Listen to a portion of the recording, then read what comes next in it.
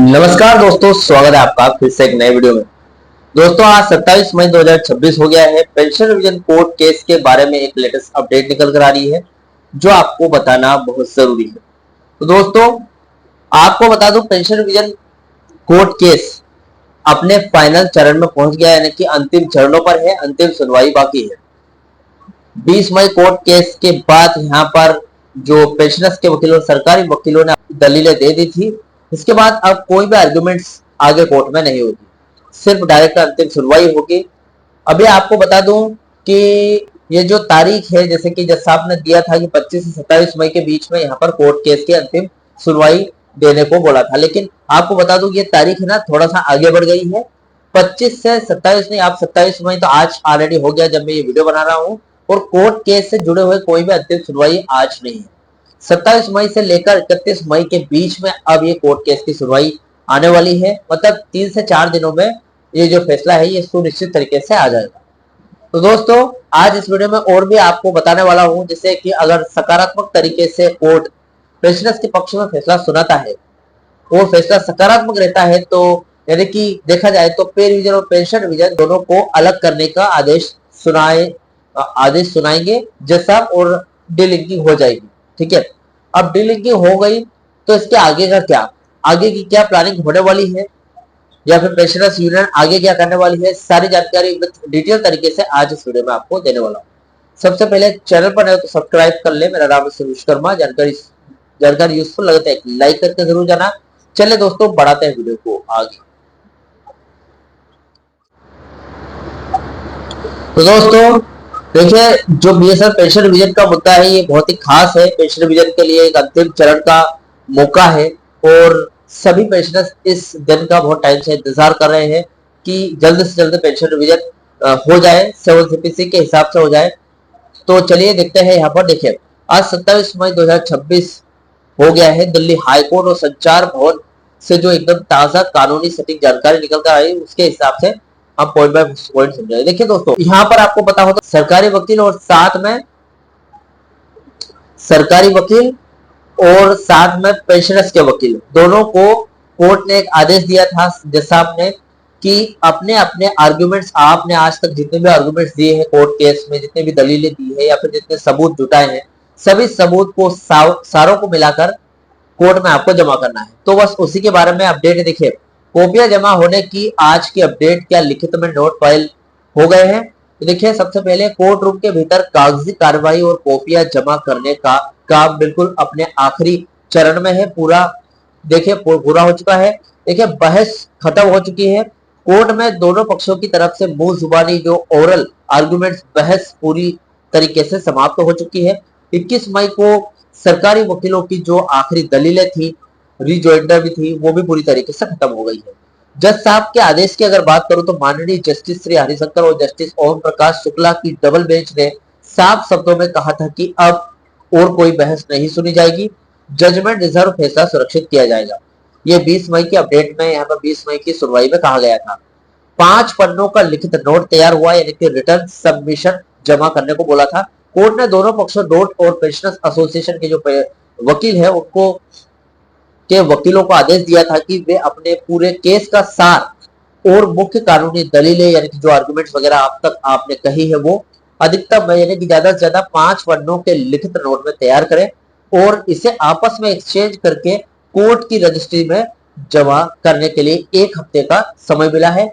इस 1 हफ्ते में आप अपने आर्गुमेंट्स वगैरह, सबूत वगैरह सब जमा कर देते हैं तो 1 हफ्ते में जज साहब की अंतिम सुनवाई भी आ जाएगी। आज 27 मई की स्थिति बता दूं आपको।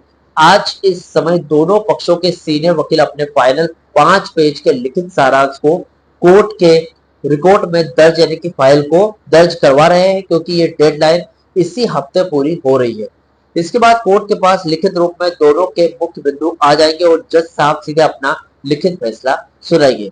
अगर फैसला सकारात्मक रहा और पेंशन डीलिंकिंग हो गई तो आगे की क्या प्लानिंग है वो भी देख लेते हैं, जैसे कि वीडियो के शुरू में मैंने आपको बताया था। देखिए, पेंशनर्स एसोसिएशन और यूनियन और अन्य घटक दल जो भी है पेंशनर्स से जुड़े हुए, उन्होंने इस बात की एडवांस प्लानिंग पहले ही तैयार कर ली है कि जैसे कोर्ट का फैसला सकारात्मक आता है, जो कि सभी को पता है सकारात्मक ही आएगा, और पेंशनर्स इस कोर्ट केस को जीतने की कम से कम 100% उम्मीद है।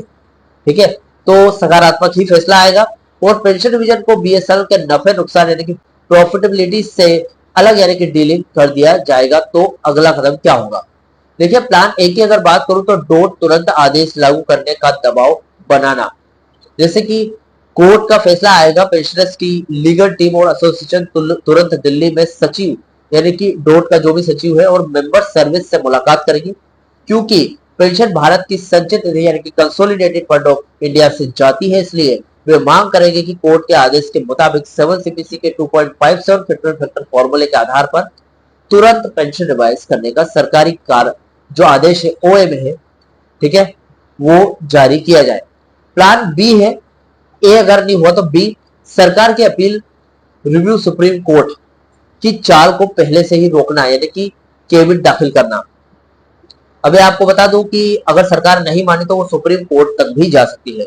यूनियन और एसोसिएशन के लीडर भली भांति जानते हैं कि डोट सरकार आसानी से हार नहीं मानेगी। अगर हाईकोर्ट से ऐतिहासिक जीत मिलती है तो सरकार इस फैसले को लटकाने के लिए सुप्रीम कोर्ट भागने की कोशिश कर सकती है। तो उसके लिए आगे की प्लानिंग ये है कि प्लान बी, पेंशनर्स एसोसिएशन तुरंत सुप्रीम कोर्ट में केविएट दाखिल कर देगी।